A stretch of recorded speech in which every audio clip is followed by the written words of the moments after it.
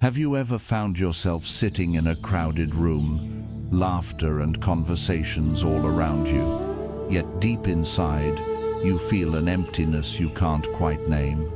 We live in a world full of noise and endless busyness, phones buzzing non-stop, news streaming in, work piling up. And yet, in the middle of all that chaos, sometimes what we feel most clearly is a quiet loneliness, a hidden pain. Most of us respond the same way. We hide it. We put on a bright smile so no one notices. We bury ourselves in work to escape it. We whisper to ourselves, "This too shall pass." But strangely, the wound in our heart doesn't disappear. It just waits. And when we're most vulnerable, it aches again. But here's a truth many of us overlook. Pain is not the enemy.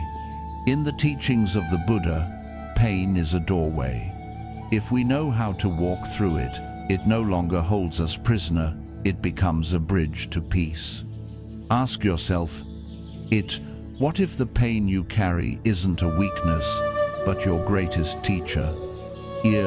What if the very emotions that break you down today are the seeds that will help you rise stronger tomorrow? In this journey, I'll be sharing with you 12 spiritual secrets from Buddhism, timeless truths that can help you loosen the chains of your emotions and step into a lighter, freer life. These aren't lofty theories. They are lived experiences, lessons that have helped millions of people face their suffering and discover peace right in the midst of everyday life. And if your heart feels heavy right now, stay with me until the end of this video, because one of these secrets may be exactly what you need to hear today. 1. Impermanence. There is a teaching in Buddhism that I hold close to my heart. This too shall pass. It sounds simple, almost cliché. But if you've ever lived through dark days, you know how powerful these words truly are. Think back to the last time you sank into deep sadness. Maybe you lost someone you loved, maybe a relationship ended, or maybe it was just one of those days where you felt useless, like your life had no meaning. In those moments, didn't it feel like the pain would last forever, with no way out? I once watched a close friend of mine fall into depression after losing his job. Every day he would tell me, "I can't see any light ahead. I think this despair will never end." But just like the long rainy seasons in my hometown, eventually the skies do clear. After months of struggle, he found a new path forward. One day, he told me, "What I thought was permanent was only temporary." The Buddha calls this the law of impermanence. Everything in life, storms, emotions, even our very bodies, is in constant change. Nothing stays the same, and your pain is no exception. Sadness is like the waves of the ocean. They rise, they peak, and then they fade away. When you're caught in the middle of a wave, it feels like you'll drown. But once you realize that every wave eventually dissolves, you gain the courage to endure and move through it.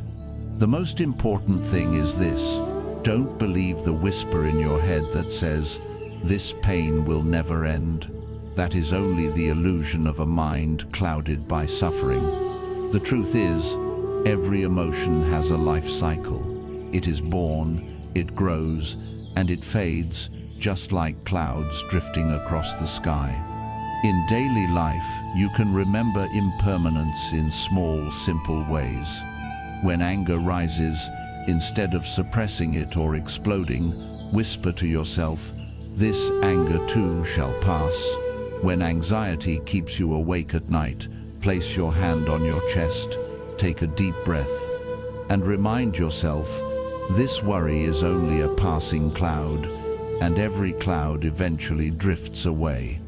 Impermanence is not meant to make us hopeless, as if nothing matters. Quite the opposite, it gives us hope. Because if suffering cannot last forever, then peace will surely return one day. Even the coldest winter must eventually yield to spring, and so it is with your heart. 2. Gratitude. After more than 10 years of studying and practicing the Buddha's teachings, I've come to realize something beautiful. Even in the midst of suffering, there is always something to be grateful for. I once spoke with an elderly woman in California, in her 70s. She told me that after her husband passed away, she fell into a terrible emptiness. Every day she cried, feeling her life had lost all meaning. But then, one morning, as sunlight streamed through her window, she noticed something simple. I still get to wake up. I still have eyes to see the Sunday, and I still have a heart that can love my children and grandchildren. From that day, she began writing down 3 small things she was grateful for each morning. Slowly, her grief softened, and peace returned to her. In Buddhism, gratitude is not just polite words, it is a spiritual state of mind. It transforms the way we see the world. With gratitude, even pain becomes a teacher. You can be grateful simply because you can still feel, because pain itself is proof that you are alive and that you still have the chance to heal. Think about your most painful moments. Maybe it was a loss, an illness, or a betrayal. But looking back, weren't those very experiences the ones that made you stronger, that taught you to value life more deeply? Without the cracks, we would never discover just how resilient we really are. A meditation teacher once said, "When you are grateful, fear disappears and peace arrives." I believe that with all my heart. Gratitude is like a key. When you open that door, darkness loses its grip because light floods in. In daily life, practicing gratitude can be very simple. In the morning, before you reach for your phone, close your eyes and whisper, "I'm grateful that I can breathe. I'm grateful for this roof over my head. I'm grateful for the chance to love today." Just a few seconds like this can make your whole day feel lighter. Gratitude also deepens our connection with others. When we say thank you with sincerity, we're not only offering warmth, we're healing parts of ourselves too. Modern research even shows that keeping a gratitude journal helps reduce stress, improve sleep, and speed recovery after emotional setbacks. So next time your heart feels heavy, pause and ask yourself, right now, what can I be grateful for? Maybe it's a friend who's still by your side, maybe it's a warm meal, or maybe it's simply the steady rhythm of your heartbeat. Gratitude won't erase your pain overnight, but it will give you a boat to sail through the storm. And sometimes, in the journey of healing, that little boat is enough to save you from drowning. 3. Detachment. Have you ever noticed that most of our suffering doesn't actually come from the event itself, but from how tightly we hold on to it? A woman once confided in me that after her divorce, she couldn't escape the spiral of pain. It wasn't only the loss of love, it was because she kept clinging to the image of her perfect husband from the past. Every time she remembered, she cried and asked, "Why couldn't I keep it?" What exhausted her wasn't just the separation, but the attachment to something that no longer existed. In Buddhism, there is a profound principle. The root of suffering is clinging. We cling to people, possessions, and ideas of how life should unfold. And when reality takes a different path, suffering is born. Imagine holding a handful of sand. The tighter you squeeze, the more it slips away through your fingers. But if you open your palm, the sand rests there, soft and gentle. Relationships, careers, even dreams are like that. The harder we grip, the more exhausted we become. But when we loosen our hold, we can actually enjoy them, free from the fear of losing them. Letting go doesn't mean indifference or coldness. On the contrary, it's a deeper way of loving because it allows us to see the truth. Everything changes. We love without clinging. We care without trying to control. We live without demanding that everything bend to our will. An American friend of mine told me this story. When his mother passed away, instead of clinging to painful memories, he chose to light a candle every night, whisper words of gratitude, and let the flame carry away his regret. He said, "I still miss my mom, but the missing no longer strangles me." That is the power of detachment. In meditation, letting go can begin very small. When a negative thought arises, instead of fighting it or replaying it endlessly, imagine it as a leaf floating down a river. You notice it, acknowledge it, and let it drift away. One by one, thoughts and emotions begin to release. And here's the miracle. When you learn to let go, you become free. You're no longer a prisoner of desires, expectations, or the impossible need to control everything. Your heart grows lighter, and happiness flows in naturally. So the next time you find yourself in pain because life didn't go your way, pause and ask, "What am I holding on to? Can I loosen my grip?" You may be surprised to find that in the very moment you let go, peace has already begun to take root in your heart. 4. Acceptance. We are often taught that when pain comes, we must fight it, overcome it, erase it.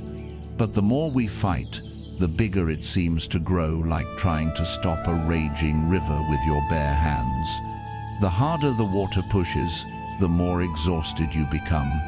In the Buddha's teachings, there is a gentle secret. Accept your pain.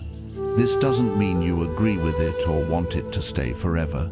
It simply means you have the courage to say to yourself, "Yes, this is what I'm feeling right now, and it deserves to be here."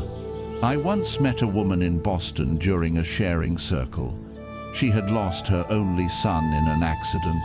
The pain was unbearable. For the first year, she told me, she did nothing but cry and ask, "Why?" Each time the grief arose, she tried to push it away, tried to ignore it, but the more she resisted, the more violent it became. Until one day, she sat down, closed her eyes, and whispered, "My dear son, I am in so much pain, but I will allow this pain to be here. I will give it a place in my heart." From that moment, she began taking her very first steps out of the darkness. Acceptance doesn't make the pain vanish instantly, but it does make the resistance vanish, and it's the resistance that weighs us down the most. When we stop struggling against our feelings, it's like setting down a heavy backpack we've been carrying for too long. You can practice this in small, everyday ways. When sadness comes, sit down and quietly say, "This is sadness, and it is here. I accept its presence." When anger rises, try, "Yes, I am angry, and I allow this emotion to exist in me." Just by doing this, the inner tension begins to soften. It's important to understand, acceptance is not the same as surrendering in defeat. You are not weak for acknowledging your pain. In fact, it is an act of great inner strength to look directly, to allow, to open your heart. A meditation master once said, "When you embrace your pain, you are also embracing yourself. And in that embrace, peace begins to grow." Imagine for a moment, instead of running away, you sit down and let your pain sit beside you like an old friend. You listen, you let it tell its story. And eventually, once it feels understood, it quietly leaves like a guest who has finished their visit. Acceptance doesn't take away hope. Quite the opposite, it opens the door to real healing. Because only when we stop denying reality can we finally take the first steps to move through it. 5. Compassion. There's a truth we often overlook. Pain usually makes us close off. When we're hurt, our first instinct is to withdraw, to build walls, to believe no one could possibly understand. But in the Buddha's teachings, it is in the very moment we open our hearts, the moment we extend compassion, that is when true healing begins. I remember a man in New York sharing his story during a talk. After losing his wife to cancer, he sank into unbearable loneliness. Day after day, he sat alone in his apartment, unwilling to see anyone. But one day, he joined a support group for cancer patients and their families. There, he began listening. He began holding the hands of others who were grieving. And amazingly, the more compassion he gave, the lighter his own heart became. Buddhism calls this the law of compassion. When we look at another's pain with understanding, we realize suffering isn't a private burden, it's a shared human experience. And in that realization, we no longer feel so alone. Modern science agrees. Even the smallest acts of compassion trigger the brain to release oxytocin and endorphins, the happiness hormones that ease stress and make us feel more connected. Which means, when you help someone else, you are also helping yourself. Compassion doesn't always have to be grand. Sometimes it's as simple as a smile for a stranger on the street, a genuine, "How are you?" or listening to a friend without judgment. Even the smallest gesture can soften the edges of loneliness. And don't forget, compassion is not only outward, it's also self-compassion. Too often, when we stumble, we scold ourselves, "I'm so weak, I'm not good enough." But think about it. If a dear friend were in pain, would you ever speak to them with such harshness? Then why speak that way to yourself? Compassion for yourself means treating your own heart as tenderly as you would treat someone you deeply love. One teacher once said, "When you embrace another's pain with compassion, your heart grows larger. When you embrace your own pain with compassion, you are healed." So, next time you feel overwhelmed by emotions, try something small. Do one compassionate act for someone. Write a letter, cook a meal, or simply sit and listen. In that moment, you'll notice your pain no longer fills all the space inside you. It dissolves into human connection, into shared humanity. Compassion is a bridge. It connects us to others, and it also connects us back to ourselves. And when that bridge is built, loneliness and suffering are no longer a prison. They become a path leading us home to peace. 6. Choice. One of the lessons I treasure most from Buddhism is this. We always have the choice of how to respond to any situation. You cannot control what others say or do. You cannot control the unexpected events life throws at you, but you can always control how you respond. And sometimes, that brief pause between what happens and how you respond is exactly where true freedom is born. I once heard a powerful story about an American veteran. After returning from war, he carried many wounds, both physical and emotional.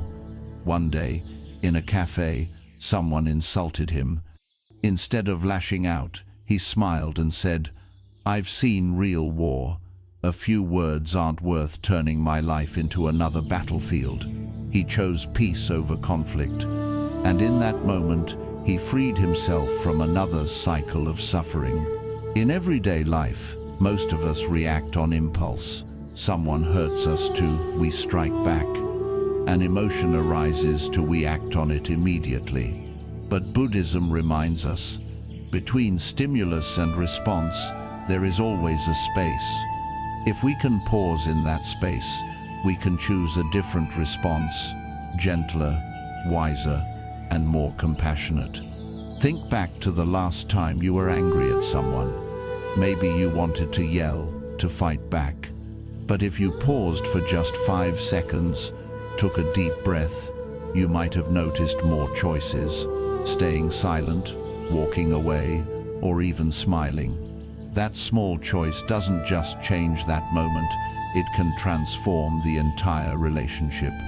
This also applies to how we treat ourselves. When that inner voice whispers, "You're not good enough," you have 2 choices: believe it or respond with kindness. I'm learning. I'm not perfect, but I am worthy of love. Each time you choose kindness, you are rewiring your brain, carving a new path that leads toward peace. A meditation teacher once said, "You cannot stop birds from flying over your head, but you can stop them from building a nest in your hair." In other words, you can't control every event or every feeling, but you can choose not to let them take over your life. And that's where the true power of being human lies, in choice. It may seem small, but it is incredibly powerful. Each tiny choice you make in the present, repeated again and again, shapes the life you end up living. So the next time emotional pain rises, pause, take a breath, and ask yourself, what do I choose right now? Peace or conflict, love or anger, healing or self-destruction? The choice you make in that moment will be the key that unlocks your freedom. 7. Inner stillness. Have you ever tried sitting completely still? No phone, no television, no music, just the sound of your own breath. If you have, you know how surprisingly difficult it is. The mind doesn't like to sit still. It jumps around, mutters to itself, replays old memories, worries about tomorrow. But Buddhism reminds us, it is in stillness that the mind rediscovers its true strength. I once attended a meditation retreat at a small temple in Northern California. On the first day, I sat down, closed my eyes, and within minutes, my mind was chaos. Unfinished to-do lists, unanswered emails, conversations from the past. I felt so restless I wanted to stand up immediately. But the teacher said, "Just sit. Don't try to chase away your thoughts. Let them come and go, like clouds in the sky." I followed his advice, and after a while something shifted. A quiet space opened inside me, and in that space I felt a lightness, as if my mind had been gently washed clean. That is the power of inner stillness. It's not the absence of sound, but the absence of inner turmoil. When you find stillness, pain no longer dominates your whole being. It becomes just a passing cloud across the vast sky of your mind. In the busyness of modern American life, this may sound like a luxury, but you don't need to retreat into the mountains. Just 5 minutes a day is enough. Sit quietly, close your eyes, listen to your breath. Place a hand on your chest and feel your heartbeat. Don't expect your mind to be empty right away. Simply be present, and stillness will slowly emerge. A doctor friend of mine told me his own practice. His work is stressful, but every morning he spends exactly 7 minutes sitting by the window, drinking tea in silence. He says, "That moment helps me enter the day with a calmer mind, and I don't get pulled into stress as easily." That's a simple but powerful form of inner stillness. You can also find stillness in small daily acts, walking in the park without headphones, sitting by a lake, or even washing the dishes mindfully, focusing only on the water and your breath. A meditation master once said, "In silence, we hear the true voice of our heart."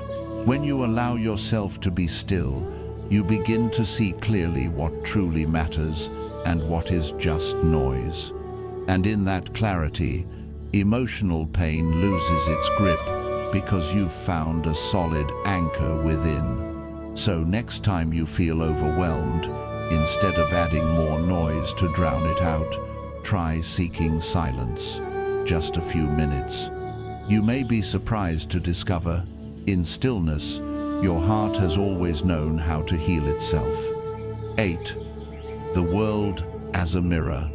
There is a profound teaching in Buddhism. The outer world is a mirror reflecting the inner world. It may sound abstract, but think about it. How many times have you reacted strongly to someone, only to later realize that what you saw in them was actually a reflection of something unhealed within yourself? I had a student in Texas who was often angry at her co-workers for being late with tasks.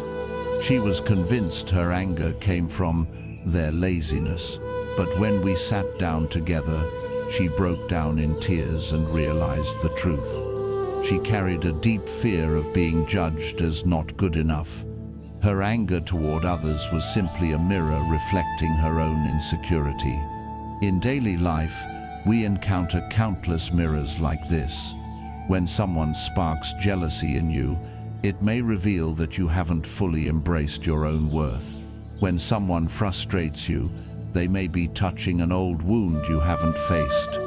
The Buddha taught that instead of blaming or criticizing the outer world, we should turn inward and ask, what in me needs healing? What lesson am I being shown through this experience? This isn't about self-blame. It's an invitation to understand ourselves more deeply. Another example. A friend of mine often clashed with his wife. He thought she was too demanding. But during a retreat, he realized her demands were actually reflecting his own hidden fear of abandonment, rooted in childhood. When he began to face and heal that wound, their relationship gradually softened. This doesn't mean we must tolerate harmful behavior from others. It simply offers a new perspective. Instead of only seeing an enemy, we can see a teacher. Every person who crosses our path can reveal a part of ourselves we haven't yet fully seen. Here's a practice. The next time someone makes you angry, pause, take a breath, and ask, what are they reflecting back to me? You may uncover a fear, a memory, or a limiting belief.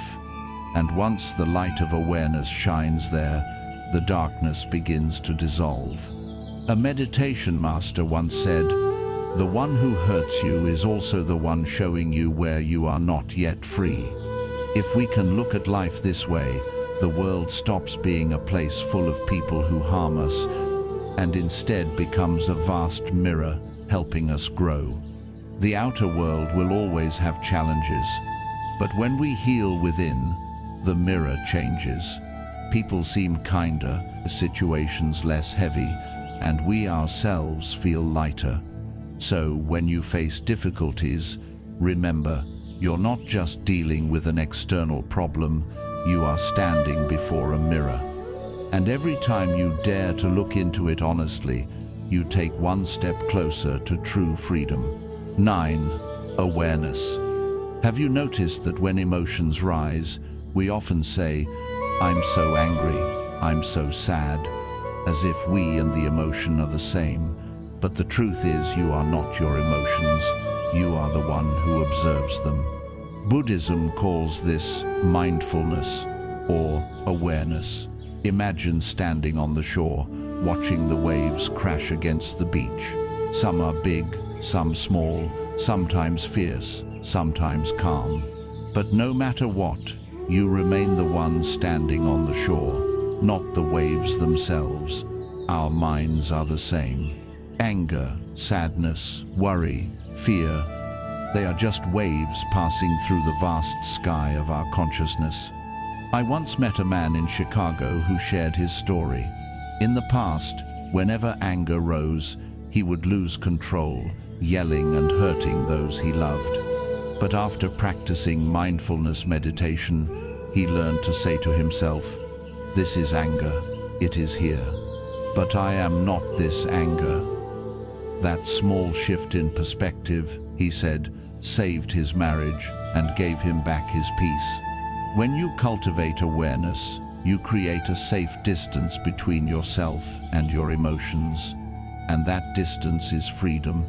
Instead of being swept away, you can observe. Instead of reacting immediately, You can choose. This doesn't mean denying or suppressing your emotions. On the contrary, it means acknowledging them, observing them without becoming them. Like watching clouds drift across the sky, you see them, you notice them, but you don't become the cloud. You can practice this in very simple ways. When sadness comes, try saying, "I notice there is sadness in me." When worry arises, whisper, "This is worry appearing right now." Just by changing the language slightly, you begin to feel the difference. You are no longer a victim controlled by emotions. You become the mindful observer. A teacher once used a beautiful metaphor. Emotions are like the weather. You are the sky. The sky doesn't disappear just because there is a storm. And in the same way, your inner peace doesn't vanish just because an emotion passes through. With regular practice of awareness, you'll find yourself less entangled in emotional storms. You'll grow less reactive, less self-critical. Instead, you'll gain space to face everything with calm and clarity. And perhaps the most beautiful gift of awareness is this. It not only helps you survive negative emotions, it also allows you to fully savor the positive ones. When joy comes, when love blossoms, when peace is present, you'll be able to recognize and cherish those moments deeply, instead of letting them slip by unnoticed. So the next time a powerful emotion rises, pause and ask yourself, am I this anger? Am I this fear? Or am I the awareness that notices them? The answer will guide you back to inner freedom, where emotions come and go, but your mind remains vast and unshaken. 10. Living in the present moment. One of the simplest yet most profound teachings of the Buddha is this. Peace can only be found in the present moment. And yet, most of us spend our lives living somewhere else. Our minds are pulled backward into the past, filled with memories and regrets, or they are pushed forward into the future, weighed down by anxieties that haven't even arrived. And so the present, the only place where life truly happens, slips away unnoticed. I remember walking through a park in Seattle one autumn afternoon. The sky was clear, the sunlight soft, golden leaves drifting to the ground. It was breathtaking. But all around me, people were bent over their phones, missing the beauty right in front of them. I thought, maybe it's not that we lack peace. Maybe it's that we're simply not present to notice it. Emotional pain works the same way. Most of our suffering isn't in the present. It's trapped in past wounds or imagined futures. You're sad because of what someone did years ago. You're anxious about what might happen tomorrow. But if, right now, you simply sit still and take a breath, you'll realize that in this moment, just this moment, everything is okay. Buddhism calls this the practice of mindfulness in the present. You don't need to do anything extraordinary, just return to your breath. When you inhale, know you are inhaling. When you exhale, know you are exhaling. It sounds simple, but it's the thread that ties you back to life itself. A nurse friend of mine shared her practice. The stress of her job often left her exhausted and sleepless. But she began taking a few minutes during each shift to stand still, breathe deeply, and feel her feet on the ground. I still work the same, she told me, but I'm fully present now. And because of that, I feel more at peace. A meditation master once said, "The present moment is the only place where life truly happens. The past is gone, the future has not yet arrived. Only this moment is real. When you live here, you break free from the chains of regret and worry. Try it now. Pause, relax your shoulders, feel your breath. Look around the room you're sitting in. Notice the light, the sounds, the colors. In that moment, You are no longer a prisoner of pain. You are the master of the present. And in the present moment, you discover peace never left you. It was only hidden under the dust of past and future. When you brush away that dust with presence, peace shines again. 11. Transmutation of pain.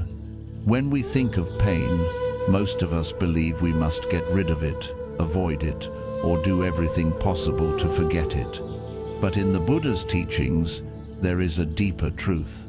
Pain is not just an obstacle, it is the raw material that can be transformed into strength and wisdom.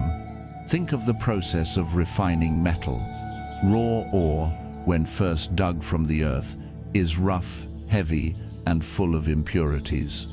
But when placed into fire, under intense heat, the impurities are burned away, leaving behind something strong, bright, and pure. The human heart works the same way. Losses, wounds, and fears, if we dare to sit with them, to walk through the fire, they refine us into beings of resilience and compassion. I remember a woman in California sharing her story. After her daughter died from illness, she thought her life had ended too. But instead of letting grief bury her, she slowly transformed it into purpose. She began joining support groups for parents who had lost children, listening to them, comforting them. "My daughter is gone," she told me, "but the love I carry for her has become the strength that helps me guide others through the dark." This is the law of transmutation, turning pain into compassion, turning loss into purpose, turning darkness into light. Practicing this doesn't mean you must enjoy your suffering. No one wants pain.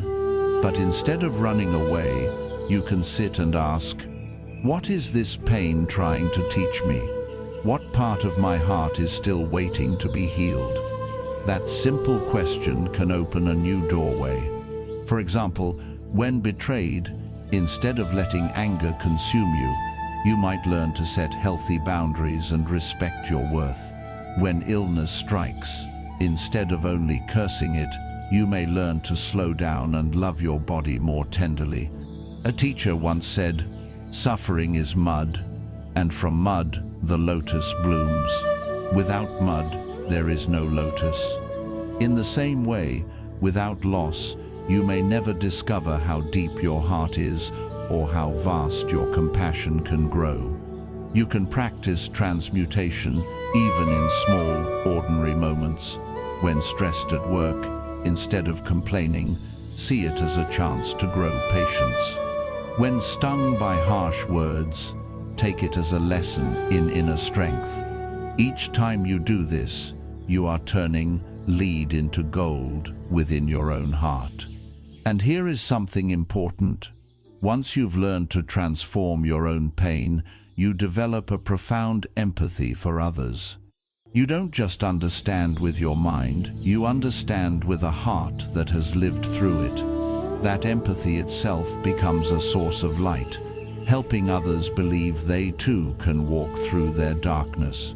Remember this, you are not defined by your pain, you are shaped by how you transform it. And every tear, if used with wisdom, can become the stream that nourishes your strength and compassion. 12. Surrender. One of the deepest lessons in Buddhism is this: our greatest suffering doesn't come from what happens to us, but from trying to control what is beyond our control. Think about it. How many times in life have you suffered simply because things didn't go according to plan? You wanted a relationship to last forever, but it ended. You wanted your career to unfold smoothly, but obstacles appeared. You wanted your health to always stay strong, but your body grew weaker with time. When life doesn't follow our script, we resist, we struggle, and it is that very struggle that multiplies our pain. In the Buddha's teaching, there is a liberating truth: surrender. But let's be clear, surrender does not mean giving up. It does not mean sitting back and doing nothing. Surrender means releasing the fight against what you cannot control and trusting the natural flow of life. Imagine holding a fistful of sand. The tighter you squeeze, the faster it slips through your fingers. But when you open your palm, the sand rests there, peacefully. Life is the same. The harder you try to grip, the more you lose. But when you loosen your hold, you can finally enjoy what you already have. I once met a man in Florida who lost everything after a hurricane: his house, his job, his possessions. At first, he was bitter, asking, "Why me?" But during a community meditation, he broke down and said, "I can't control the storm, but I can control how I rise after it." From that day, he started over, step by step, and found peace not by resisting, but by surrendering, accepting that some things are beyond his reach, and in that acceptance, he discovered his true strength. Surrender doesn't make you passive. On the contrary, it frees you from wasting energy on the impossible, so you have more strength for what you actually can do. You still act, you still try, but you're no longer obsessed with the outcome. You plant the seeds, but you let the tree grow in its own way. A teacher once said, "When you stop fighting the current, that is when the water carries you." That is the spirit of surrender. You can practice this in daily life. When plans fall apart, instead of exploding in anger, whisper to yourself, "I did my best. The rest I leave to life." When someone doesn't return your love, instead of clinging, say gently, "I let go, so both of us can be free." The strange thing is, when you learn to surrender, your heart grows lighter. You stop straining to control everything and instead begin to feel trust. Trust that the universe, this life, has its own greater order. And in that trust, you find yourself safer, calmer, more at peace. So next time you feel exhausted from trying to control it all, open your palm. Say to yourself, "I release, I trust." And in that very moment, the burden falls away and peace begins to enter. My dear friend, we have just walked together through the 12 spiritual secrets of Buddhism, from acceptance, letting go, gratitude, stillness, compassion, to transformation and surrender. Each secret is like a small candle, and when you light them all, your path becomes brighter, warmer, and clearer. I know emotional pain doesn't vanish in a single day, but you don't have to change your entire life overnight. Sometimes, all it takes is one mindful breath, one moment of presence, one small act of compassion. Step by step, you'll begin to notice your heart growing lighter and peace returning. Remember, pain is not a prison. It is a doorway into wisdom and inner strength, and you are not walking this journey alone. Every small step you take brings you closer to true freedom. Now I'd love to ask you, among these 12 secrets, which one touched your heart the most today? Share your thoughts in the comments. Your story might be the encouragement someone else desperately needs. And if these words have brought you a sense of peace, don't forget to subscribe and share this video, so together we can build a community of mindfulness, compassion, and hope. Thank you for spending this time here. May you continue walking with a light heart and a free spirit.